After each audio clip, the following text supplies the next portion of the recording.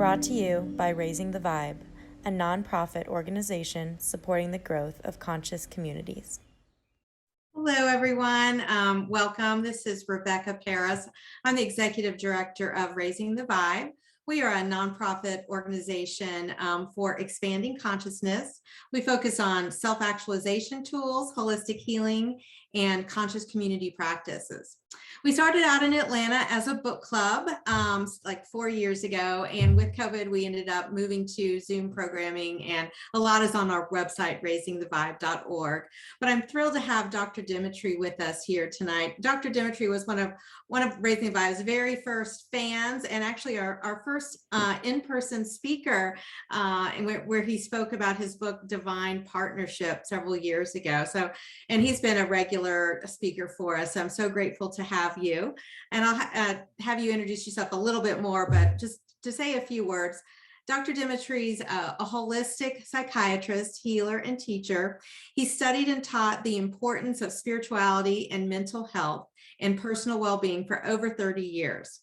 After receiving his medical degree from Emory University of Medicine, he studied transcultural psychiatry and mental health at the University of Hawaii.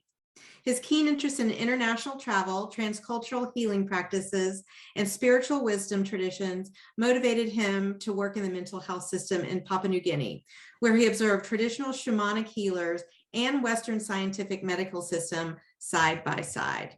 So with that, Dr. Dimitri, is there anything else that you want to chime in about your background? I know of interest is there's not very many medical doctors that really dive into the spiritual side. So how did that come about?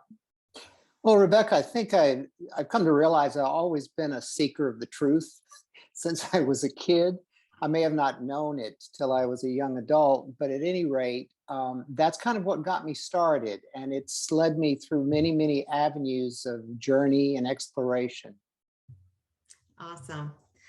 Well, yeah, and you really did dive in and even have a website, thesouldoctor.com. So you're not messing around here. And I know you do a lot of trips to sacred sites all over the world, and you've done that, and you've done a lot of international teaching as well as written at least 4 books.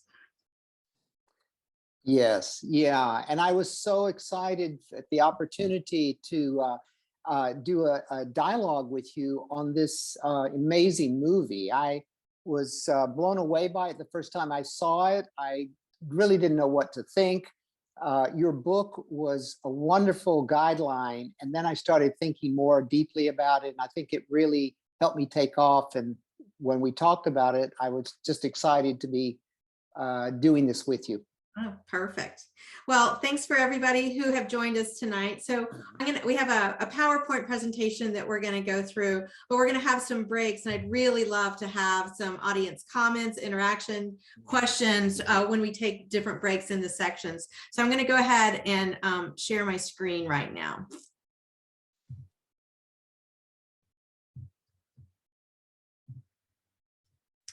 Right. Here we go. I hope that works for everybody. Perfect.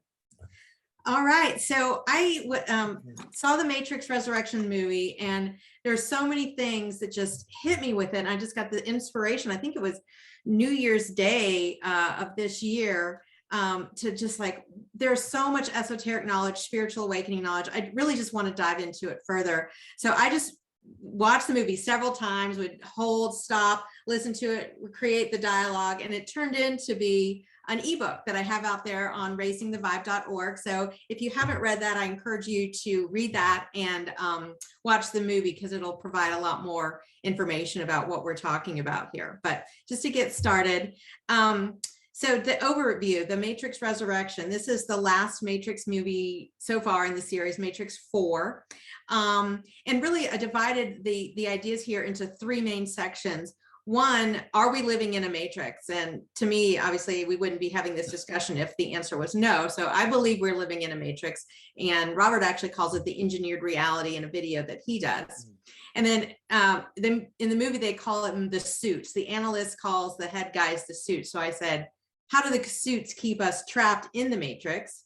And then how do we escape? So we're just going to talk in those 3 main areas. And I'm just going to go one by one and Dr. Dimitri and I are just going to have a discussion, kind of like we did earlier, practice last week, and just kind of riff about it. So, are we living in a matrix? Here you see the digital Morpheus when he talks about seeing these codes, ones and zeros, and realized that he was really in a time loop.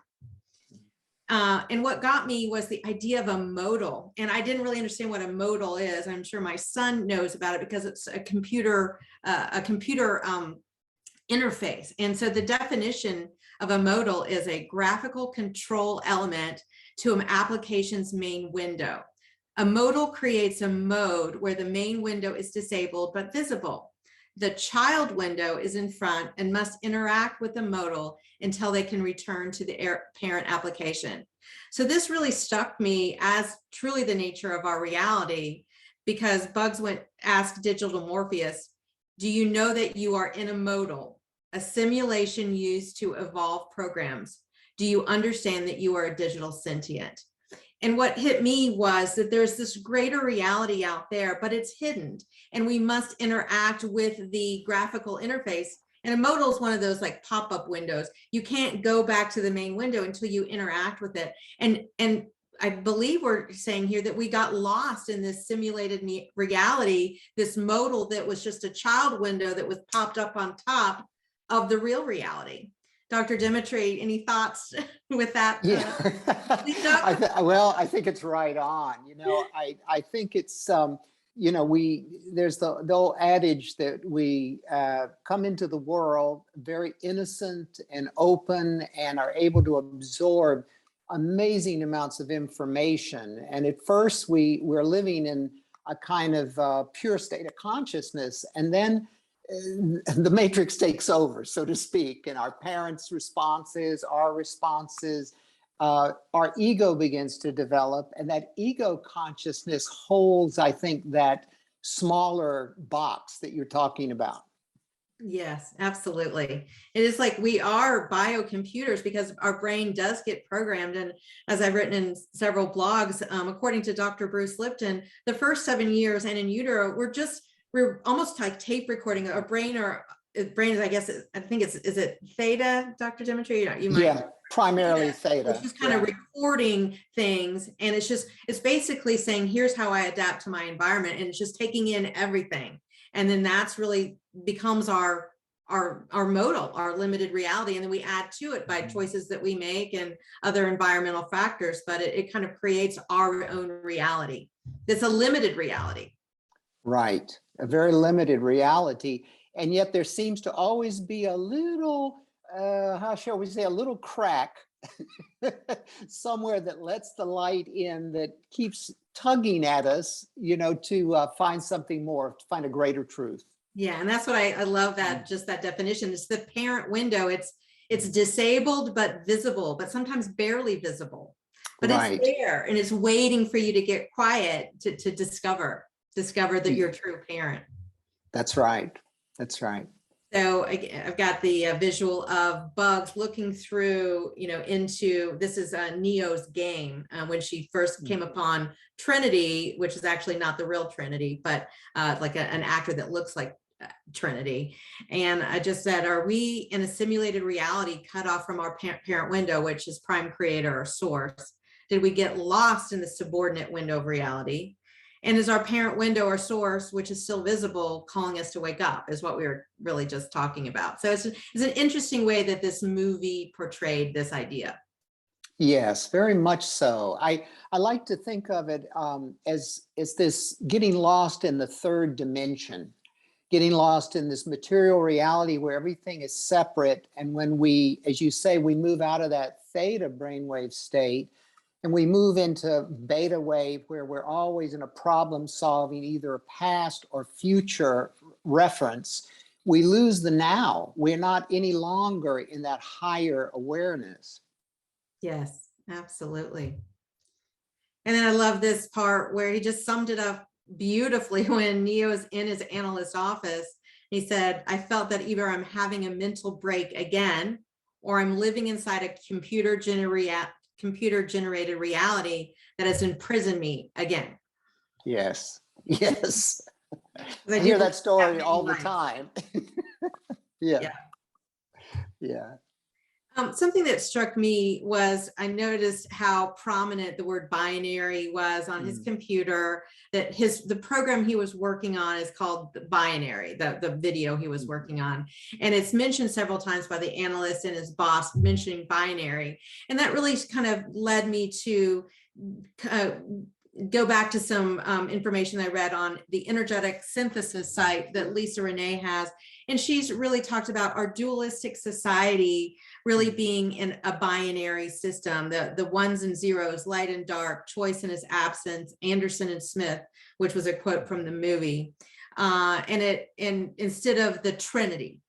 And we all, Trinities in every religion, all spirituality throughout time, knowing that there's something special about the Trinity, but what is it from a physics perspective?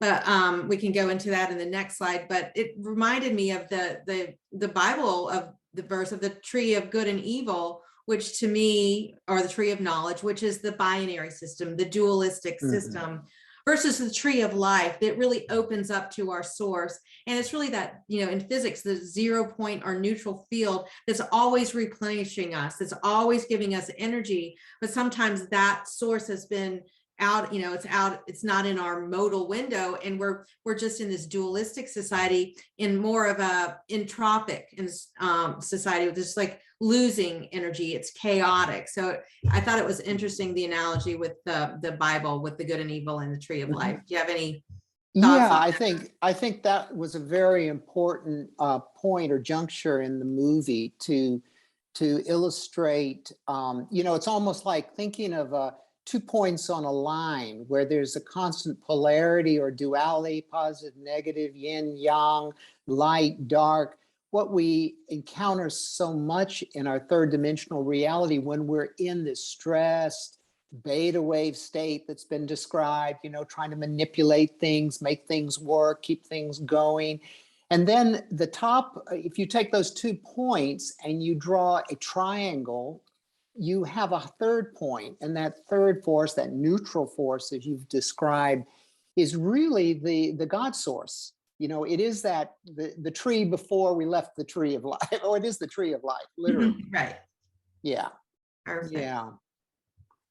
And from a physics point of view, the energetic synthesis site visualizes it like this, with the bi-wave polarity, which is the closed loop system.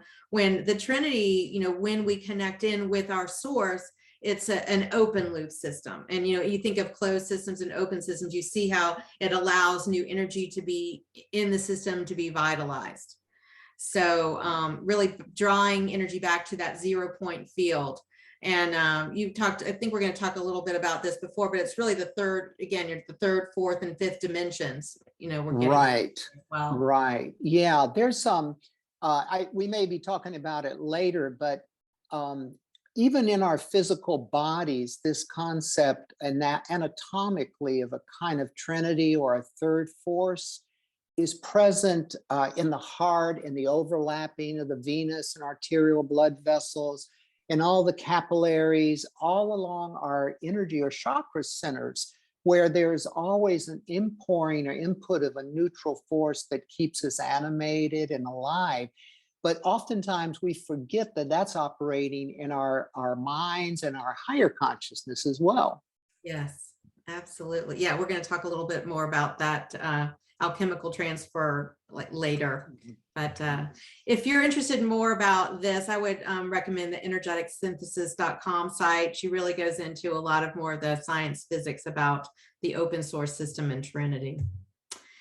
So this is like the little breaking point before we talk about how we get trapped in the matrix, but I'd love to open it up, and I think Robert's going to moderate. If there's anybody who wants to put any questions in the chat or unmute and ask a question, I'd love to have some interaction about what we said so far. If there's anybody, I'll open it up for a minute.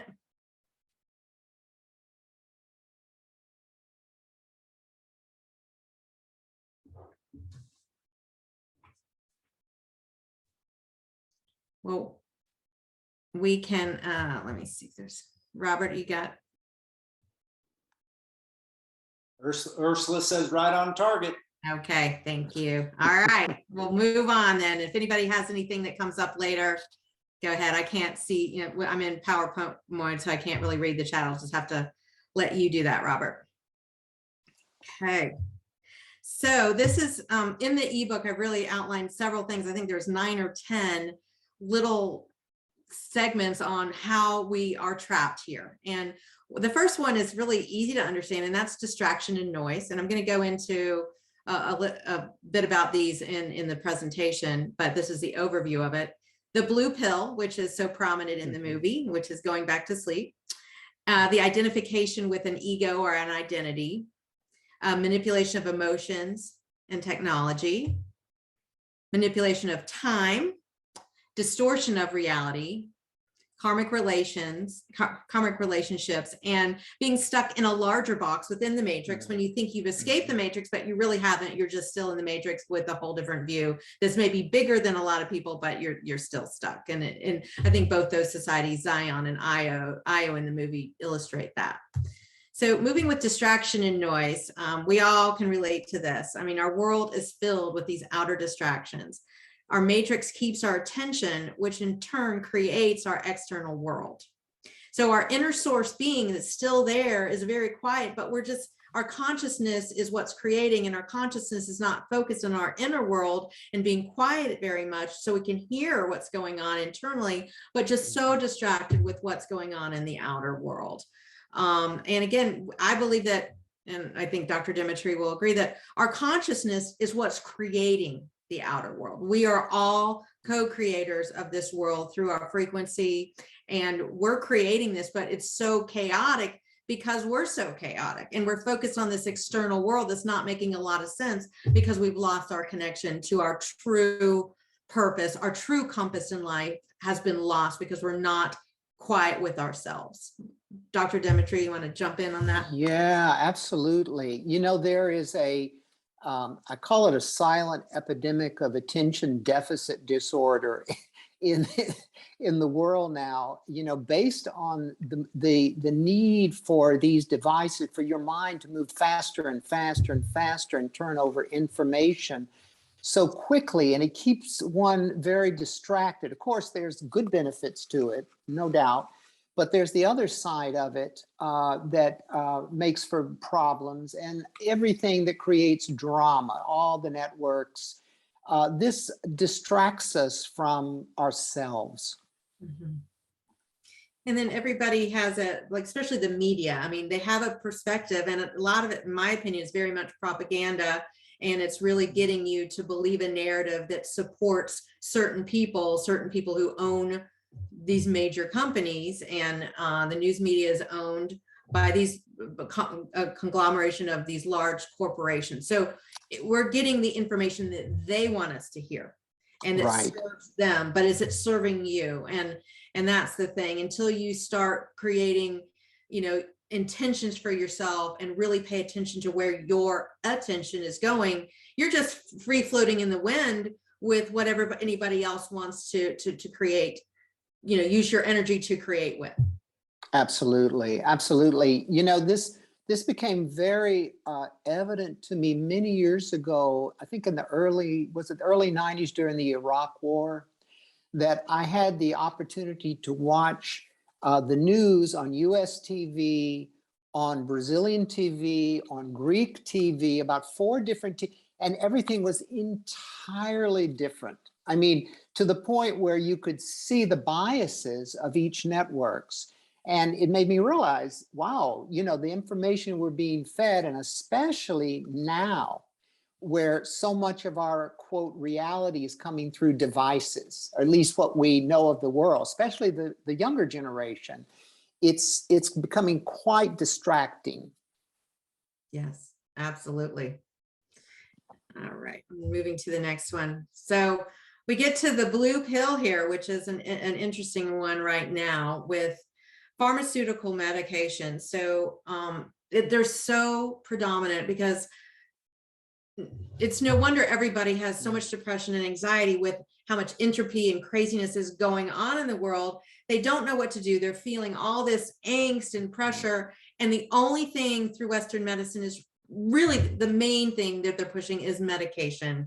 And I believe there's an agenda behind that as well. But what it's doing is it's numbing us. So instead of getting to the root cause of why we're anxious, and there's a good reason to be anxious, and really letting that bubble up and letting us transmute that through feeling it, it just stuffs it back down. So it's constantly there. It's like these energies are like this battery that's always running all the time, depleting your energy. Like I think I used the example of these being in water and holding these red floating balls down, and you keep doing that. You have so much energy holding the emotions down that you have no energy to go on with your life. And so it's just really numbing it. And then we do need to really pause, feel it, and really understand why, like it's usually trauma of some sort, that, and just really consciously understand it so we can equate to it and move it out. So thoughts on that? Well, I know that's a big area. You know, the pharmaceutical industry is coming up with new medications all the time to treat one thing or another. And I think that the issue is really, you know, how we're all in a transformational process, especially now. It's what I call an alchemical transformation. And initially, you know, when we are stuck with certain patterns in our life and we are kind of in that solid state, like lead, that the only way that life can get our attention is through drama out there, through big shakeups in our lives. And when that starts to happen, the purpose of that is to really bring us back to ourselves. And so there has to be a process first of being frustrated, being, you know, why in the hell is this happening to me? Going through that whole drama in yourself. And then comes the emotion, the water element, from the fire to the water, which is where a lot of people are in processing. And instead of that processing taking place and being understood, medications then get laid on top of that, and that suppresses the emotions. And then, you know, sometimes medications are needed when there is an avalanche in there and there's too much. It's going to be an overwhelm on your system. So I'm not against medications, but I think that how would we say it? The lack of, you know, judicious use of medicines, which happens a lot, unfortunately, is, you know, fix me, numb me. And that blue pill can also be any kind of numbing agent, you know, not only medications, it can be anything that creates addiction. Yes. Including the internet, including everything that we have out there in the world today. Right. And the blue pill can just be ignoring, knowing that there's something out there that you should be paying attention to, like maybe some world events aren't adding up, and somebody who's really speaking truth out there and says, have you looked at the corruption or whatever in the government? And you just don't want to hear. It's just like, I just want to go back to sleep. And like the other original Matrix movie really talks about the guy who took the blue pill, give me my steak. I want to just go back to sleep and give me a good life where I make a lot of money and have women or something. So it's just like, I just want to go back to this 3D world where I'm not having to worry about it. And, you know, and so very few people really take the step to really understand what's going on in the world. That prefer just to go back to complacency, unfortunately. Right. Though it never really seems to work. So, no. It doesn't. No. Just, you know, get manipulated more by those who have an agenda. So. Right. So we did a conversation or a Raising the Vibe presentation, Robert and I did, about identification with the ego or just an image. And many people did not catch it, but in the movie, there was a split-second screenshot of, this is Tiffany, or, you know, Trinity, in like just a split second. You can see it when I stop the video, that this is reflected in the coffee table in the coffee shop. So like people, like she's, you know, portrayed as, you know, how she looks in the other Matrix movies, but this is how people see her. So I thought this was an interesting way the movie took this over, as well as Neo being the old balding, the old balding nerd, and how everybody sees him, because it's almost like this whole other imagery, what Lisa Renee calls the personality matrix, is put on top of your, like your soul essence. And it's not even really you, but what happens is we start attaching to an identity, like attaching to the idea of being a good mother, for example, or attaching to the idea of being a good provider or a vegan, and you become that ego, that you become that. And if you attach to that, then you're subject to the manipulation of whatever the media or whatever other people in the world say about what a good mom should be, or what a vegan should do, or who, a spiritual teacher should be, because you attach to an identity. Instead of just becoming your authentic self, you try to become something that's out there that can be manipulated. Right, right. Yeah, I think it also involves the roles that we play, that we identify with. Some of the stuff we've talked about before, the victim, the abuser, the rescuer, like the good mom, the good dad, the whatever, which is all sort of like ego imagination at play. I think it's opposed to divine imagination, which is something that I think comes later in the movie. Yeah. Exactly. Yeah. And again, the analyst kind of spills it all, I think, in the motorcycle garage with Tiffany when we have the bullet time. But he mentioned using the power to define you, to control you. Right. So the analyst is really telling Neo what's, and it's telling all of us what's really happening in a way. But yeah, when you can they can define what a good mom should be. And if you attach to that, you want to be a good mom, it's like you're controlled by that narrative. Right. And you can see later with Tiffany, especially in the coffee shop, like she's constantly being pulled, by the kids. And then it really comes down to when I think her husband, Chad, at the very last scene comes in, Callie's been hit by a car. It's your fault. She was following you. And it's using that blame, shame, guilt to really pull back down. And we'll talk about the Hawkins scale in a minute, but back down to those really lower frequencies where you can be manipulated when you're in when you're out of your power center. Right. Exactly. Yeah, that's the part of the game. It's let's manipulate the emotions in order to bring your energy down so you don't have that creative reservoir to create from and to get out of this box. Exactly.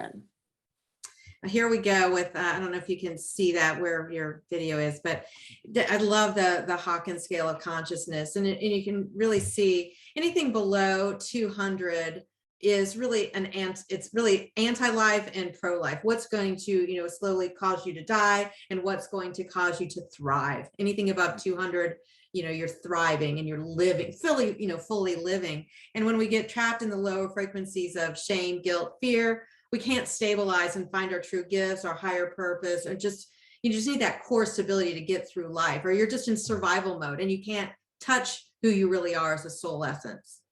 Right.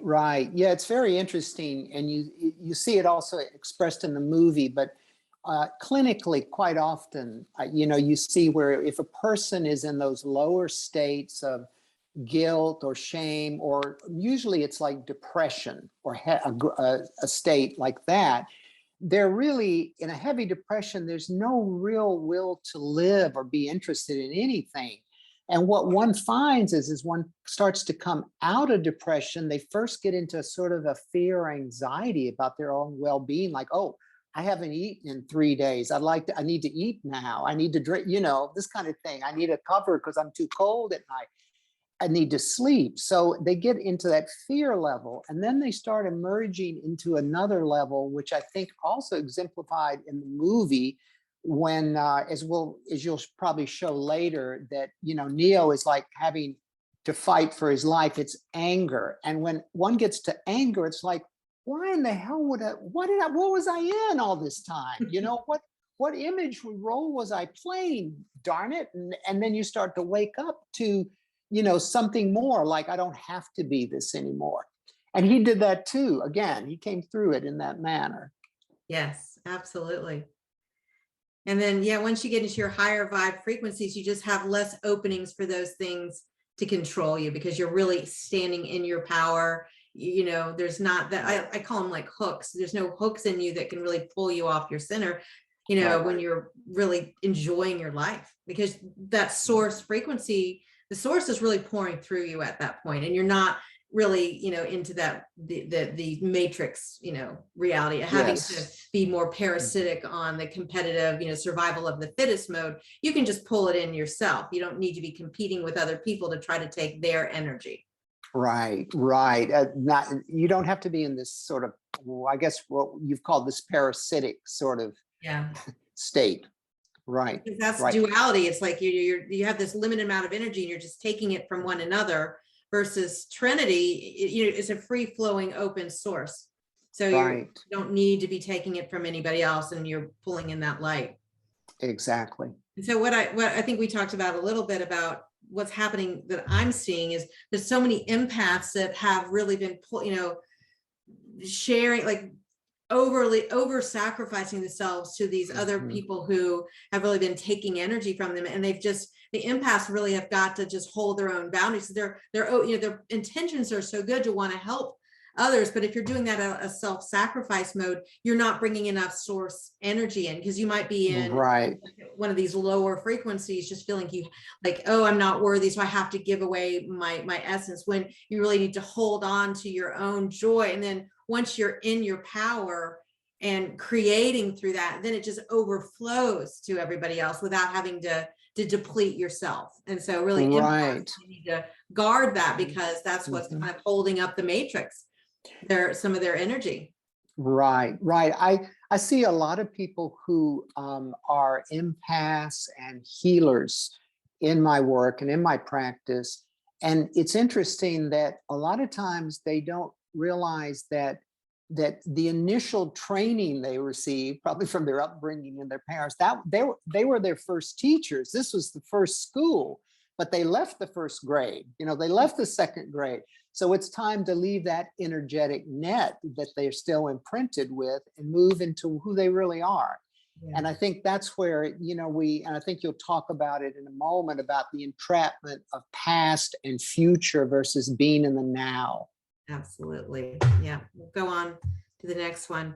So technology, it's really interesting how the movie portrayed this. And and I've actually seen this happen in people close to me, and once you start escalating and rising, like Neo and Trinity, several times when they start opening up, seeing like the matrix, like, oh my gosh, what's going on here? Somebody jumps in to distract them or bring them down, like these handlers. And like Jude was a handler for Neo, one of the people he worked with. And there's a thing about him on the phone, and he had people behind him. And then Trinity was handled by, this guy here is a bot who works in, her motorcycle garage, as well as her husband, Chad. It's like when you start rising up, it's almost like the matrix will pull in these forces to try to, get you back into place. And I made this little note about the crab bucket. I think this was Richard Rudd from the Gene Keys might have used this, but I like the analogy that when a guy's walking down the beach and he sees a fisherman who's got the crabs, and he's got all these crabs in the bucket, and there's no lid on it. And then the guy says, well, why don't you have a lid on your crab bucket? They could get out. He said, oh, we don't have to worry about that. Once one tries to escape, all the other ones will pull him back down. Right. Yes. It's unfortunate that, where everybody wants everybody to be in a, like, oh, you're going too far off. You're not fitting in. We're going to pull you back into this reality, the box, more of a limited box reality. Right. I think some of that relates to the social consciousness that one is living under, whether it's a family system or a certain culture, or there are all these built-in expectations that keep the system in a kind of stable, if not dysfunctional state, but still stable state. And as soon as you start to break with that, which of course the system needs the individual, but there's a big fight that gets on, and then eventually the individual kind of wins out if they can hold on long enough, because the system needs them to grow. Yes. But that sort of social conscious where suddenly you are different, and that can be seen in even very positive, good movements in the world. It doesn't have to be, a very negative, destructive sort of system. Yes.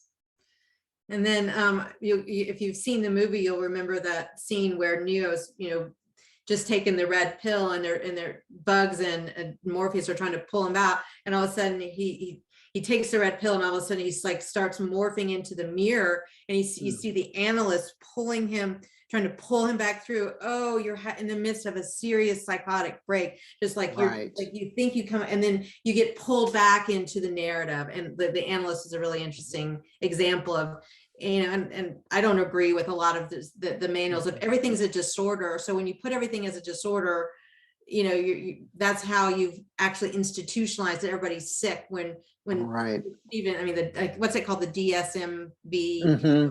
Yes. Yeah. Yeah. I think that, you know, it definitely demonstrated to me that belief systems are extremely powerful, and especially when they're coming from outside authority. Yes, absolutely. In some of the blogs I've written, it's just been so clear how humanity is slowly over time just been trained to look outside themselves to the authorities for the answer. Before, you know, we just, like, the indigenous people would know to look within, and the answers are within, and then you can be your own advocate, your own teacher. There's so much spirit that can come out of you even as a child, but then that's all been discounted. Like, teachers know best and doctors know best, and then, you know, we have all these specialists to do everything for us, and they're definitely needed, but we've lost, you know, our confidence in our own intuition, and outsource that, so to speak. Right. That kind of brings me back to the whole concept of the different dimensional consciousness. When you are cause of your reality, which is more a fifth dimensional awareness, then you can decide for yourself what's true and not true. You know, you really become a researcher of truth within yourself, and you rely on that to guide you. But when people are not able to be cause, but they're like an effect of everything, as you're sharing, then you feel like you have to have an outside authority to give you safety, to give you security, to organize you, you know, and that's even more so than ever now, it feels. Absolutely. Yeah. And we know that, you know, we're in the world with Siri and Alexis, and you don't know how much they're listening to our conversation. I mean, everything, we're being tracked everywhere, you know, on our searches, and so it's like so much, you know, technology knows so much about us, and these big companies know so much about us, and there's just like very little privacy left. So it's a very interesting time we're living in right now. Right. It is an expansion of consciousness on a level where we're all being more interconnected. But like everything, there's a positive side to it, and then there's a diminishing or negative side to it as well. Absolutely. Moving on to manipulation of time, I pulled this screenshot from when he's explaining bullet time, and how, you know, he's like, we're, you know, he's like, you're stuck in this slow motion, and they're like, the controllers are really controlling time, and it showed this as stuck in like a slow-mo loop, which is bullet time. It reminded me of how trauma can keep us stuck in an earlier time. It's just like, I think they call it arrested development. So if we have an emotional trauma at age 6 and we don't resolve it, it's almost like a part of us sometimes separates out, and that part that hadn't been listened to keeps us back at that age, and controls us through emotions, and can be very immature at sometimes, because we get stuck, because we hold on through our emotions to a different time and place. Right. That's very true. You see that very concretely in people that have sort of like what they call DID, a dissociative identity disorder, where literally they can become someone from an earlier age that they were a totally different timeline, and not even be aware of it.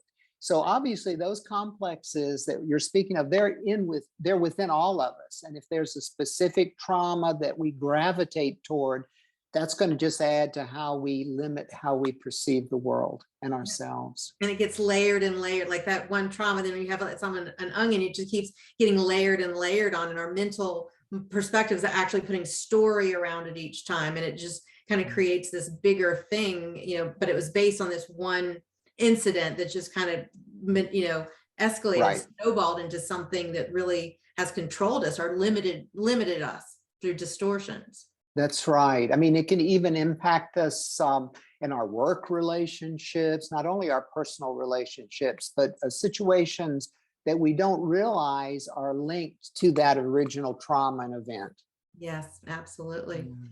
And then, I've really been studying so much more about what's coming out, and some of our true history we realize has not been told to us. And all these findings are really having a lot of discrepancies with what the mainstream is telling us about our true origins. And, I do believe, and I think most people do in the spiritual world, that we had so much more awareness, power, consciousness, so much more advanced at an earlier time, and that was destroyed. It's not that we just descended from apes and we're just in this, happenstance, just happened to be that way. There is, I think, a definite design to it, and then it's almost like part of our DNA has been unplugged.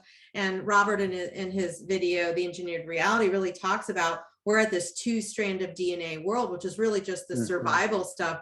But, the thing that, scientists call junk DNA, it's really not junk DNA. It's really our way to connect with our multidimensional self that's basically been unplugged. Right, right. Very true.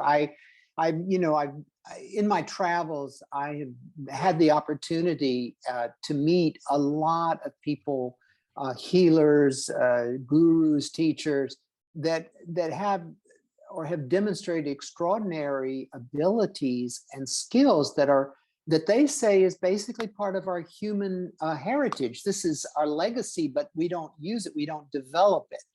And one healer I spoke with was really profound.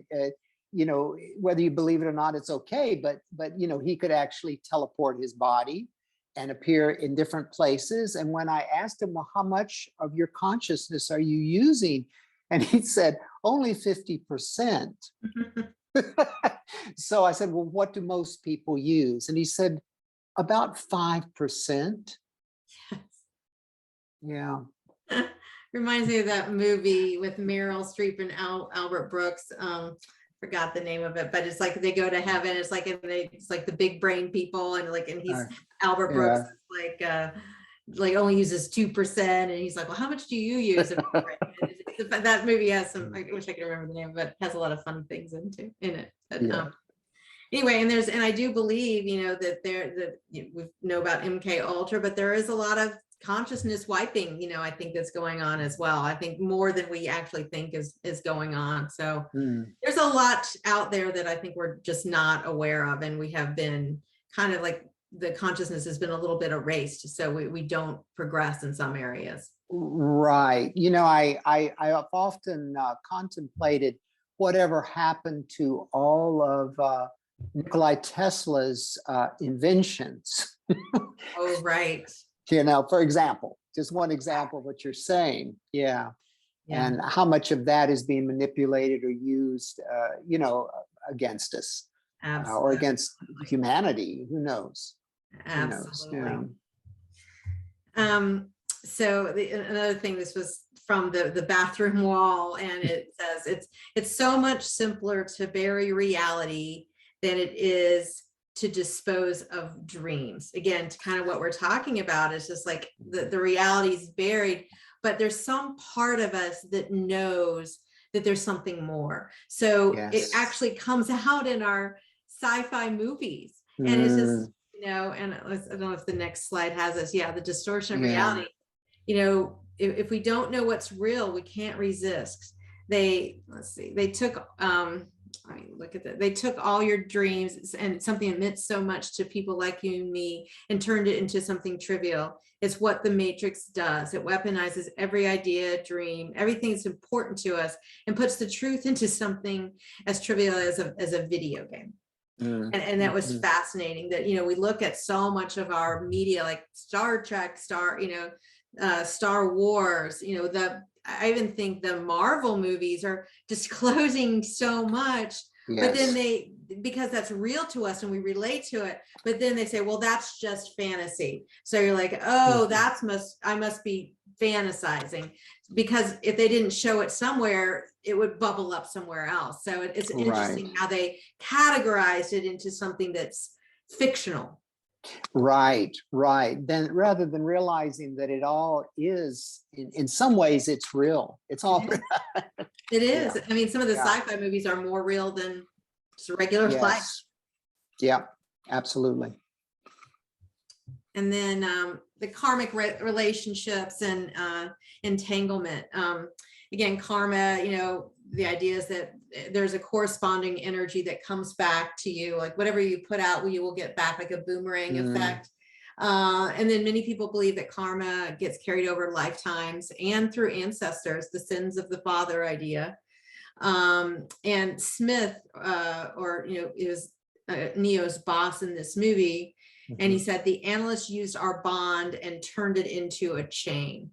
So, and you know, he wanted Neo to leave. He was happy when Neo was out of the matrix because he could be more free. But these karmic bonds are here, and they're causing us to. We're trying to resolve like a past thing, and it just kind of keeps us trapped, replaying this time loop over and over. And we are unaware of what's really going on, and we just need to, you know, resolve this bond that we have with, you know, people from lifetimes. Right, right. Yeah, the whole karmic situation in our lives is profoundly complex.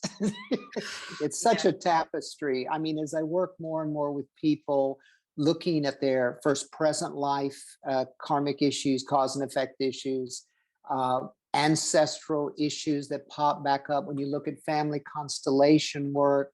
You see that people sometimes take roles in systems from 3-4 generations back. They're not aware that they're playing that role.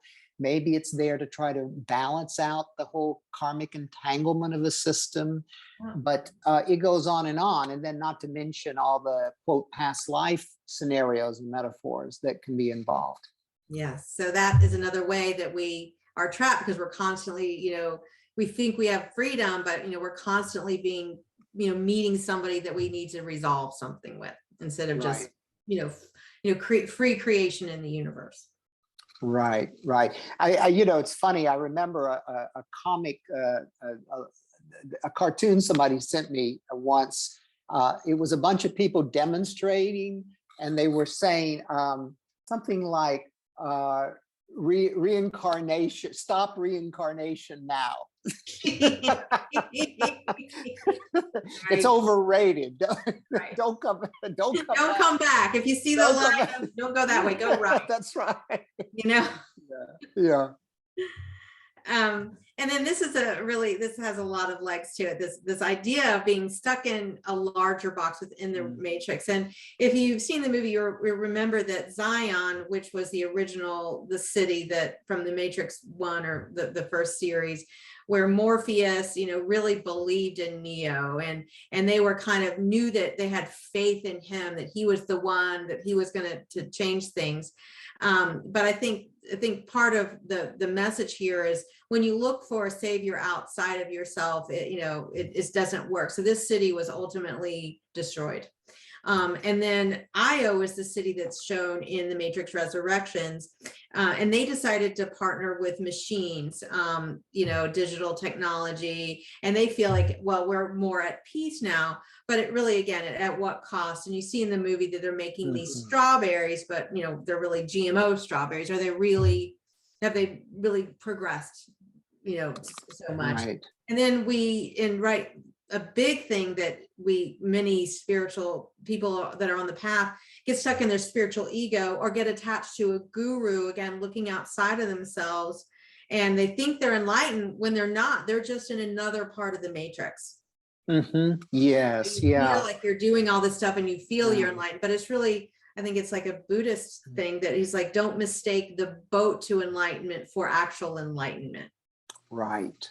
The ego can create, I guess, what we could call a false light, if you will, or a sense of enlightenment, or this kind of feeling of like when there's somebody outside of you that you attribute that authority of enlightenment to, but you're unwilling to really find it in yourself and recognize that maybe they're trying to teach you, it's in you, that can just slow up your own growth process tremendously. And I've seen a lot of people that get engaged in that kind of thing, where it's almost like they have a substitute ego. They use the teacher as the ego, and they go into this almost childlike, devotion. Now, there's value to that process if one recognizes where it can go, ultimately, and lead one out to freedom. But a lot of these teachers at a certain point, if they're really real truth, they will basically kick the people away. They'll say, enough. Okay, now it's your turn to go on your own. Now you find it. Right. Because You it can has to do come it. from within. I mean, we can't do it Right. for anybody else. And this is in the latter part of the presentation, it's our personal responsibility for our own consciousness, and we can't pull people along. We can't save others, really. We can be Right. guides, we can be role models, we can support, but ultimately it's up to each individual where they want to go with this. Yeah, I agree. I guess the word that comes to me, that this is the trap of idolatry. Mhm. Absolutely. Yeah. All right. So I'm going to take a little break here. And Robert, if want to give people an opportunity to type a question, comment in the chat, come on screen to introduce yourself, say hello, say anything. So I'm just going to wait a few minutes. And Robert, if there's anything in the chat, let us know. Absolutely. Well, you guys are doing great. This has been really fabulous for sure. So, going back to a few things in the chat, the website that Rebecca mentioned is energeticsynthesis.com. Yeah. Energetic synthesis. Mm-hmm. And we can post that later if you like. But also, Linda says, yes, and the media is constantly keeping us fighting and arguing with each other. No question. And of course, Gina mentioned that the news is no longer, of course, reporting. It's mostly spinning the story. If it bleeds, it leads. Yep. And again, another comment is traditional Western medicine is really the alternative. Their program, most to believe the opposite. So that's everything's in the chat. If anyone wishes to raise their hand and join us, they can. If not, we'll just continue on. But tremendous information. Really loving this, guys. Good. I'll just wait just a second, see if anybody wants to come on.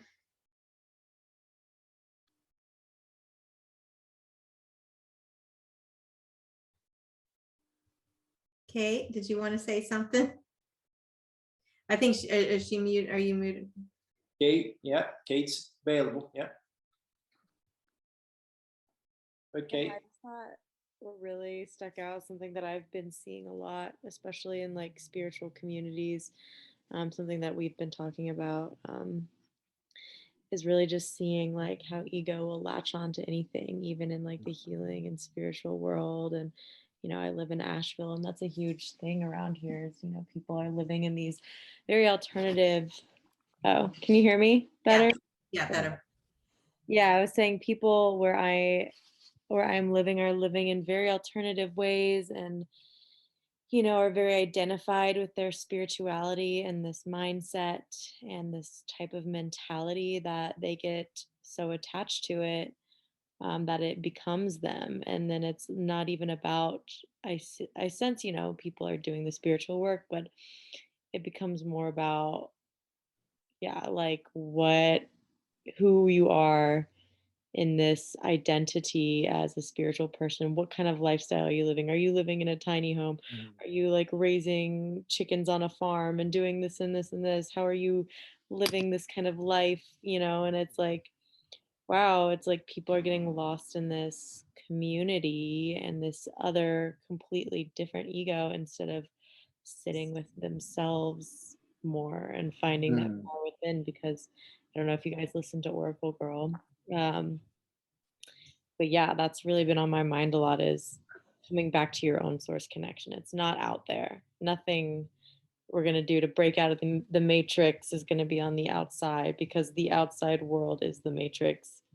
The only thing that we have that isn't the matrix is our own self, our own source.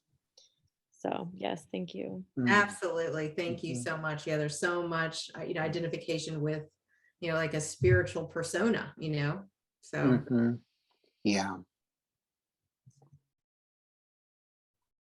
Anybody else want to chime in? Yeah, I mean, it's really important that we unravel our consciousness from the matrix, and that's becomes, almost a lifelong journey.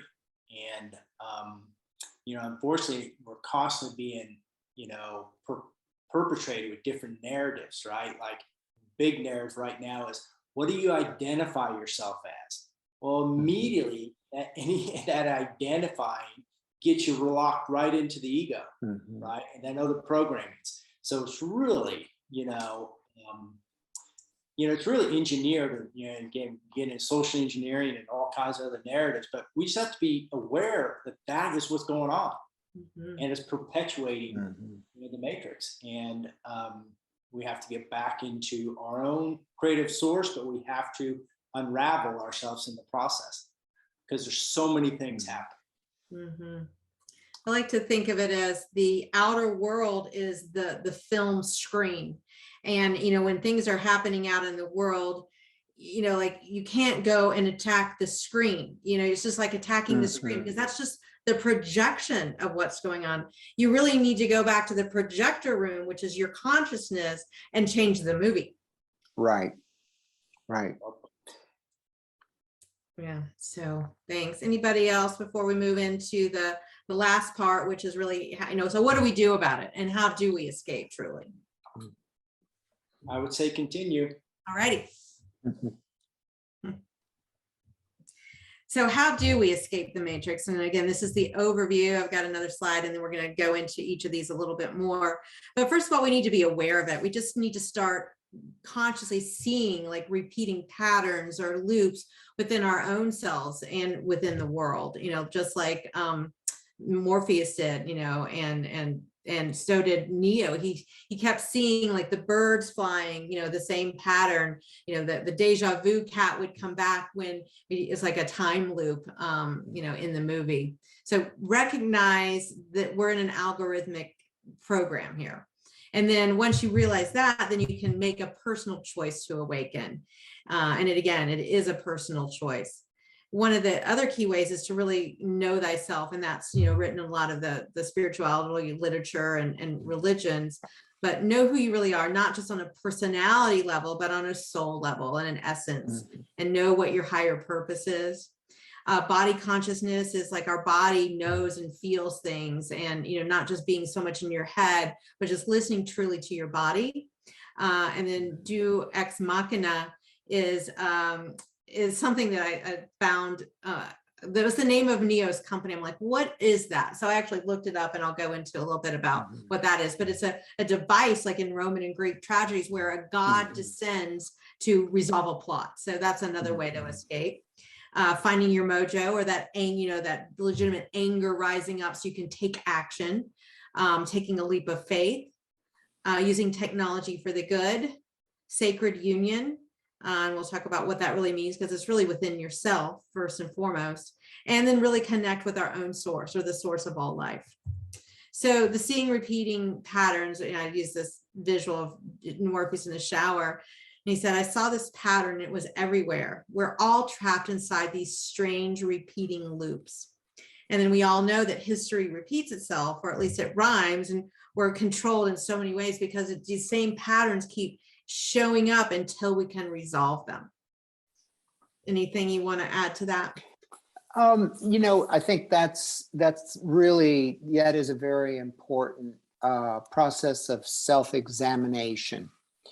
And, one of the very simple techniques I share with people that can help, it doesn't even require a therapist, it's on your own, is, for example, every night before going to bed, just review your day and ask yourself very simple questions like, what did I do today that I could have done better, or done in a more, in a higher way, or a more aware, self-aware way? And what did I say and feel, or what was I thinking that I could have thought in a better way? And you just kind of correct yourself. You just go over it and correct yourself in that way. And if you do it every night, even for 5 minutes, you're actually beginning to uncover those repeating patterns. You can also do it through dream analysis. Also, just asking the question, why? Just doing it with ruthless intention with yourself. Well, why? Well, but I did that. Why? And just keep going till you get to the truth of it. And you see behind the repeating pattern that's there. Perfect. Great. Thanks for that. And then again, it's a personal choice to explore and awaken. And I love the idea that the movie actually showed Neo left an open portal in the game. And so it's almost like, so he gave, himself a chance to be awakened. And part of that was the coding Morpheus and the agent in the same person. So the two polar opposites were in the same. And if he synthesized those two, which we'll talk a little bit about in later the presentation, he could open up to almost like 0 point. So that's kind of a complex thing, but it is an open portal. And another thing that struck me with this is when they were trying to rescue Trinity from her pod. And one of the quotes was, "What matters is that this is her choice. Extracting a confused or uncertain mind will probably kill her." And that was about, unplugging her. And then just wanted to, offer the idea. It's like, we probably all been offered the red pill so many times and chosen to just ignore it until we finally decide to awaken. Because a lot of people are out there giving us hints about what may be going on, and we just refuse to listen. And then, or some people actually do wake up and they find it's too hard to be such an anomaly in the world, and the spiritual path is not for the faint of heart, and then just get sucked back into the standard collective consciousness of what mainstream reality is doing. So even once you awaken, there's so much pressure to be pulled back in, like the crabs in the bucket. Yeah. It's funny how the red pill, I was just thinking, it can come, when I look at my own life, it can come in so many forms. One experience I had trying to decide what to do, where to go for a job. And I kept seeing turtles on the road, and I kept rescuing the turtles. And then finally, I couldn't get out of the loop, and then finally there was a dog that came by my side one day as I'm walking down a country road. And I looked at the dog and I said, "What would you do?" And the dog disappeared for about 5 minutes, was thrashing about in the bush, and came back with a turtle in its mouth and laid it at my feet. I'm being truthful here. And then I suddenly said, "Oh my God." And I knew that was dog backwards, God, dog. And it just suddenly made me realize what it was trying to tell me all along. So that repetitive, the red pill can come in a very repetitive way sometimes to wake us up. It kind of knocks on our door till it knocks the door down sometimes. Absolutely. And just paying attention to the spirit animals. I mean, I often will, like, we have so much wildlife in our area. I'm like, okay, I saw a turtle and a snail. I'm like, okay, I'm getting the point. Or we're having this, like, oh, I think this is part of this core wound that I have. And all of a sudden this butterfly just comes down, lands on my cup, and then on my finger. And this was just a week ago. I'm like, okay, thank you. Great. That's wonderful. Yeah. And it's just it reminds us all to really pay attention to what's happening in the present moment. The animals, the wildlife that comes to just try to cheer us on and say, yes, you're on the right track, or look at it this way, and they have messages for us. Right. They really do. The other day I was in a little bit of a tizzy on my porch, and I was sitting down, and suddenly this hawk comes and lands the tree right in front of me and just looks at me straight in the eye. Just like, get over it. And it flies off. And I'm going, oh my God. Right. Right. And we hear it from our friends too. Like, often our friends will mirror exactly what we need to hear. And like, the reason that Raising the Vibe was started was 3 friends told me separately, you should start a book club. I'm like, okay, I am getting the message from the universe. Start a book club, which turned into Raising the Vibe, the nonprofit. So just really paying attention and listening, so you don't go back to sleep, or you take this opportunity to, because it's really about improving, obviously, your life, and it's really what I believe we all came here to do, is to wake up into wholeness. that we're only a Absolutely. part of us here living. And if, the Mm. rest of us waiting to reconnect with us, just like that parent window and the child window that we talked about in the Right. portal. Absolutely. And yeah, getting back to like knowing thyself. So this phrase, the Latin, I don't know how to pronounce it, but this is on the Apollo temple, but it's also in the oracle's kitchen, and it really means know thyself. And it's just, again, not your personality, but really your soul essence, what you came here to do in this lifetime. And we can see that in the movie when Neo starts recognizing parts of himself, like, wow, how did I get these martial arts skills? And Trinity is like, wow, the whole motorcycle thing and reconnecting back to this past life. And then Morpheus is the key here when he said, for the first time, I felt real purpose. And this said, I am Morpheus and I have to find Neo, because that's who he is. That is his purpose. And we all have a unique blueprint with a purpose, our life's work. And I love the Gene Keys personally for helping look at that. And human design is also very good to find out, who are we right now in this body, this live stream, and what is our purpose? So again, I'm a Gene Keys guide, so I really love helping people really look at their profile, and it's based on, your birth date, time, and et cetera. But it's really because we're a microcosm of the macrocosm. So whatever's going on in the universe at the time that you are born really imprints, it's imprinted onto you about, what are the themes of your life and what are you here to do?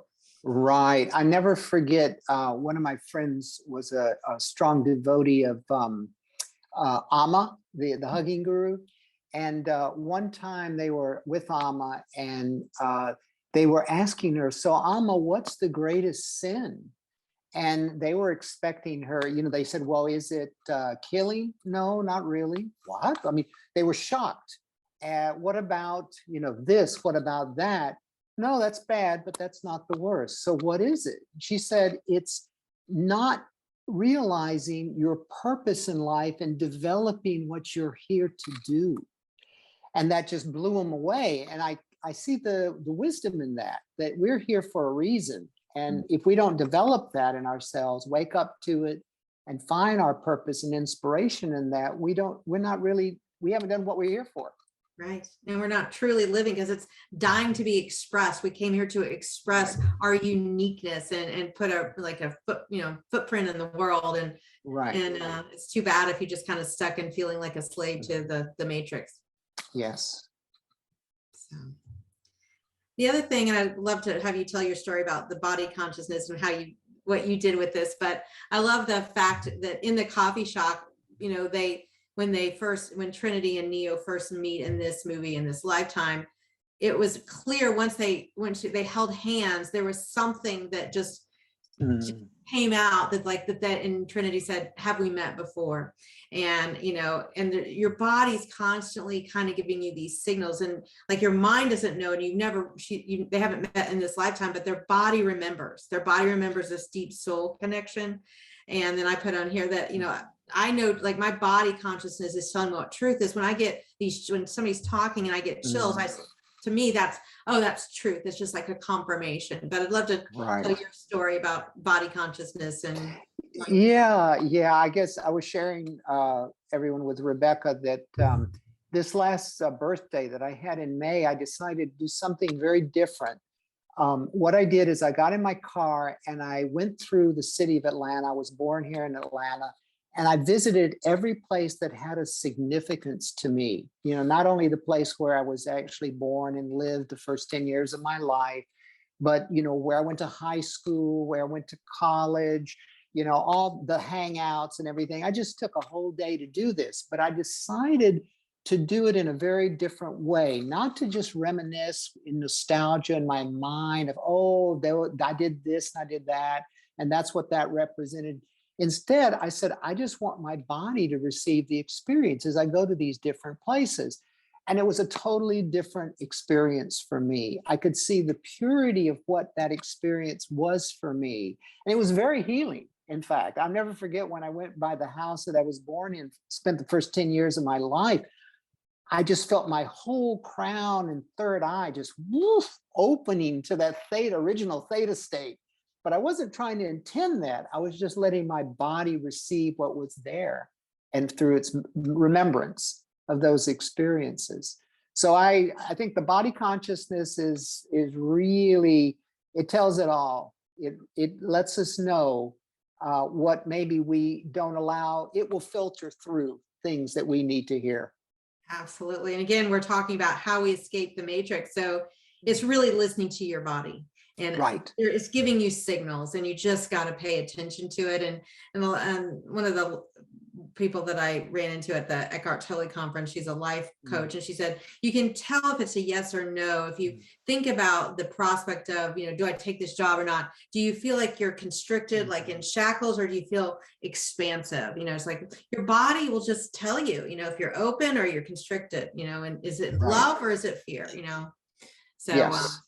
So again, remember to listen to your body. All right. So yeah, this is do ex machina, which is, so I love that they just slid this in, but it's basically people are beings from other dimensions coming into this reality to wake us up. And the movie uses several. One, did the Morpheus from his game actually came into his reality to, he sent him a text saying, meet me in the bathroom. So that's, and it's funny that the name of his company is that, and I believe it's the machine god was named Deus Ex Machina in the original Matrix. Right. So it's others showing up from a different dimension to wake us up.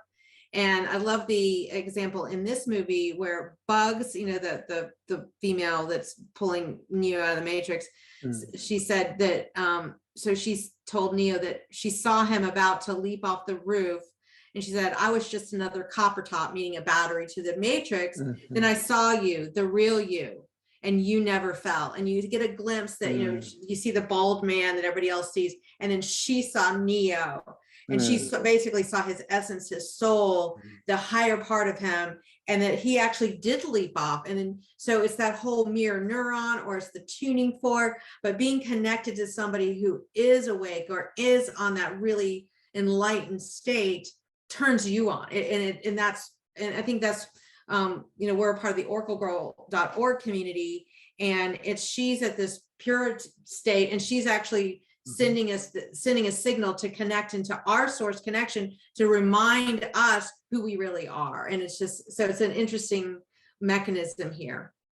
Right. I think that that principle of, like David Hawkins talks about, the higher states of consciousness, how if you're in a state of courage or in a state of acceptance or love and so on, that you're going to be impacting many people by that resonance on the planet. And anytime you are in the presence of someone that's in a higher state of consciousness, and you literally look at him like she looked at him in that moment, there was a kind of transmission of awakening for her. And it's like the soul wakes up. And it understands, it knows, and you never forget that experience. It's always going to be with you if you want to go back to it. Yes, absolutely. So I love that little thing.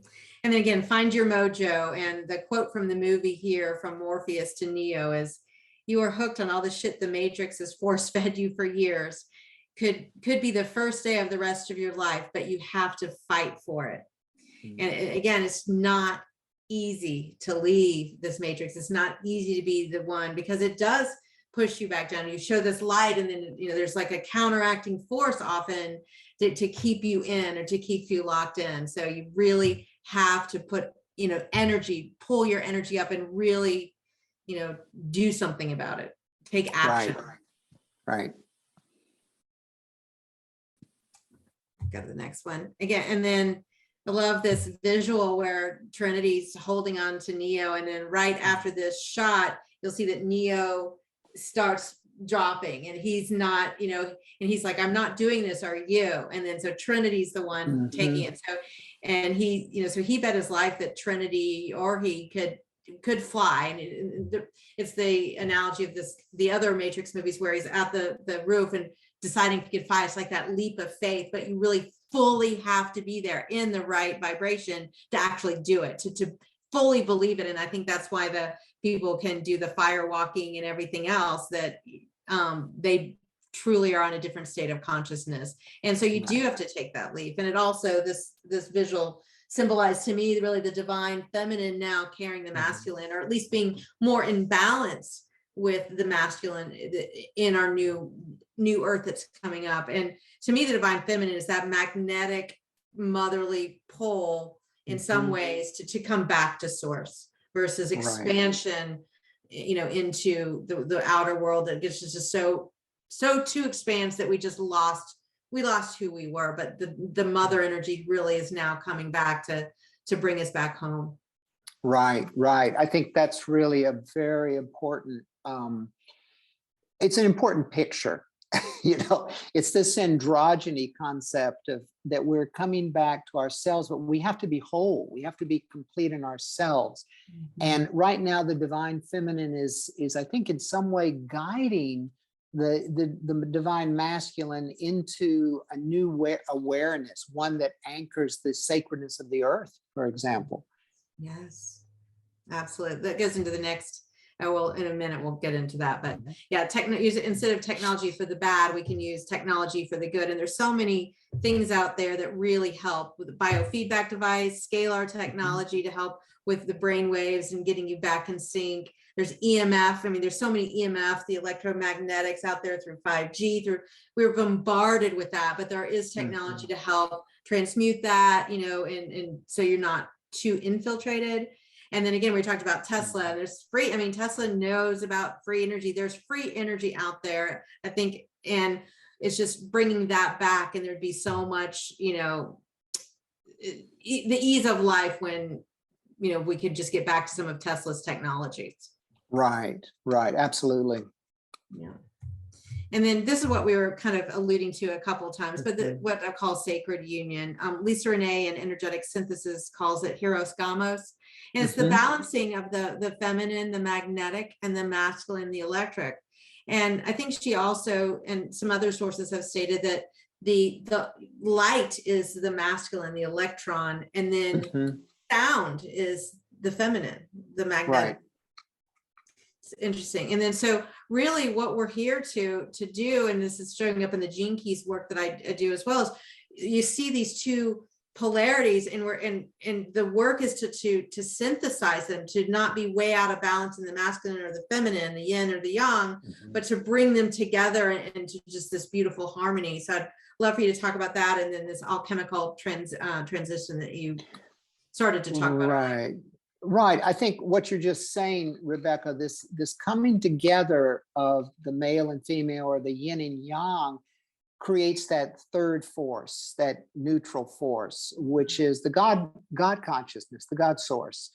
And we are actually, I think, experiencing it more now as men and women wake up and find each other and find appropriate partnership and relationship, and begin to live that dynamic yin yang state as a third state, which is the neutral force. And this is kind of like it's an alchemy. I think that all this transformation we're talking about, even Neo's actual process of reawakening, is kind of like his alchemy, his alchemical transformation. He starts with the calcination of the fire. It's like he's in this numbed out state, and then there's this glitch on the computer, and that's kind of like the outer world, just the door gets knocked down, so he has to wake up to something, and he starts to do that, and then the forces try to hold him back, like the psychiatrist, no, you're having a psychotic break, this is your diagnosis, keep taking the blue pill, trying to stop him from reaching into the water, the emotion and everything that was buried underneath that in his memory.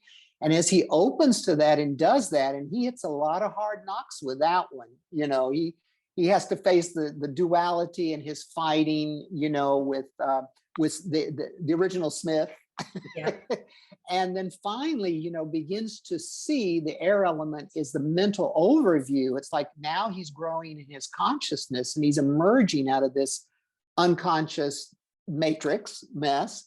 And then he starts to move into the androgyny. It's like, I'm looking for Trinity. Where is she? I mean, this is the whole point. And where he's even being battered. And what's the guy's name? It was Smith in the movie.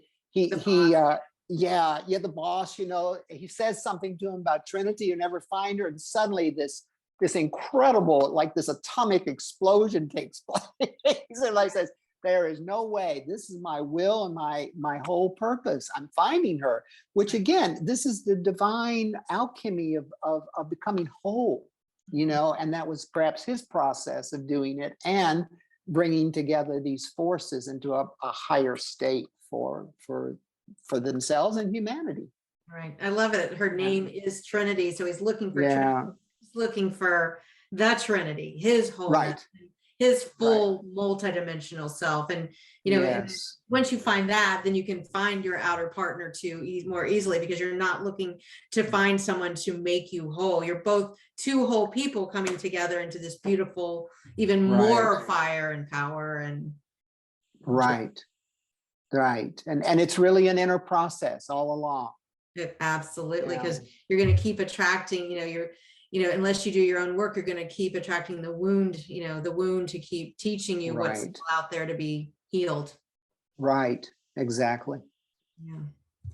Which gets us to the famous Michelangelo portrait of Adam, and God reaching out, and you'll see that that he's got the full extension, and then Adam is not fully reaching out, so he's just kind of halfway there, and he really needs to fully reach out to connect with his God source. Right. And I love this quote from Abraham Hicks, who's channels the Abraham materials. Esther Hicks channels Abraham, which is the law. She's really mostly known for the law of attraction material, but this is a great quote, which is, there is no relationship of greater importance than the relationship between you and your physical body and the soul source God from which you have come. All other relationships will fall swiftly and easily into alignment once you tend to your primary relationship first.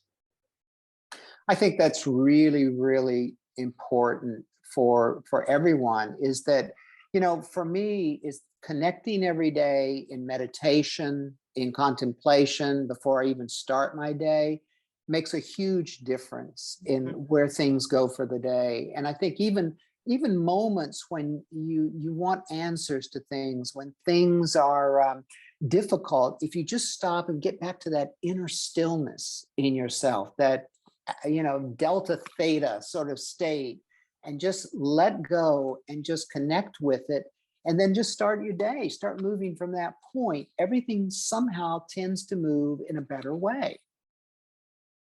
Absolutely. And coming back, if you're in that panic state, just coming back to the breath. It's like, just deep breathing, and you can kind of get back into alignment, into center, out of the ego, into just, you're okay, and bring in more of your own source energy, your own connection to your higher self. That's right. If nothing else, take a walk. Yeah. Nature, there's so many things. Yeah, so many ways. And then the last slide here before we open it up to everybody for comments and questions. But I love the last line. First of all, I put "wake up." That's the end credits use that "wake up" song, which is it's interesting. But the analysts, I love the quote. They're really speaking to wake up, people. Said the suits tried, but obviously without control of your source code, that was impossible. You think you hold all the cards because you can do what you want to in this world. Paint the sky with rainbows. Here's the thing. The sheeple aren't going anywhere. They like my world. They don't want this sentimentality. They don't want the freedom or empowerment. They want to be controlled. They crave the comfort of certainty. So he's telling us right there, it's like, people want that. And then, you go do it. But the key was, they can't, the matrix or the AI or the controllers, the suits can't control you if they don't control your source code. And that's, are you connected in this matrix world and just flowing with whatever the media is telling you, the AI, the ego? It's really the ego. Right. Or are you connected with your divine source? And because both Trinity and Neo woke up to their true source, the matrix couldn't do anything to harm them because they weren't connected to the matrix code anymore. Right. Right. That's exactly it. Yeah. Yeah. And you know, I like to think of it as the soul or spirit is not, they can't, how to say it. They don't have, the mind doesn't have the code for that. Right. And the mind is binary. The mind is, if you only use the mind, it's a computing device. It's yeses or nos, and you have 50% chance of getting it wrong because it's just a dualistic computer. It's not meant to make decisions solely on its own. It's an aid to decisions, but your heart gut connection, that's your true decision-making power. Exactly. Absolutely. And the heart's very connected to the body awareness. So both go together.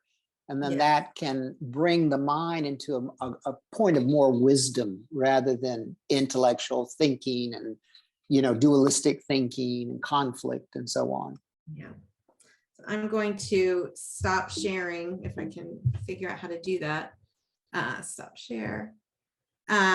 Perfect. And just wanted to open it up. That's the end of the main presentation, but I'd love to hear from other people on thoughts on that part or anything else that we've talked about through the presentation. Yeah, so anyone, you can just unmute yourself. You can just fine. But guys, this was fabulous. Absolutely. I mean, so much there. I love how you unpacked it. Thank you. Thank you. Yes. Anything in the comments that we hadn't gotten to? Yeah. Just, beautiful comments. Fantastic. Covered so much. Great. Linda says it's amazing that someone can paint like this, the painting that you guys showed. And of course, raising the vibe. And that's what we're doing, right? Great, name here for sure. Yeah. But yeah, just, so amazing, guys. Anybody, any last things before we close? I think for me, it's just go watch the movie again from this perspective and just enjoy it and just receive it in another level. Absolutely. It's funny how movies have such different meanings. Once you raise your own consciousness, you're like, oh, so that's what they're saying, because so much goes over your head, but there's so many things in the movies. So, right. And then, if you haven't downloaded the full book, it's on raisingthevibe.org. It's on the front page. It's also, we have a website, rebeccaandrobert.net. And there's a lot of blogs that I've done, and you can get the link to Robert's Engineered Reality, which really goes into a lot of this type of thing, as well as the link to download the Matrix book as well. Please share this. We are going to maybe cut this into different parts, so it's smaller, not as much time for people to digest it, and actually put it on YouTube, BitChute, Rumble, whatever. So we'll be sharing this more fully, but I really appreciate everybody who showed up tonight. Thank you so much. And thank you, Dr. Dimitri. You've been such a friend personally and to Raising the Vibe. Always love your insight, and hope you continue with us for many years with us. Thank you. It's been a pleasure being with everyone. Thank you, Rebecca. All right. Bye, everyone. Bye-bye.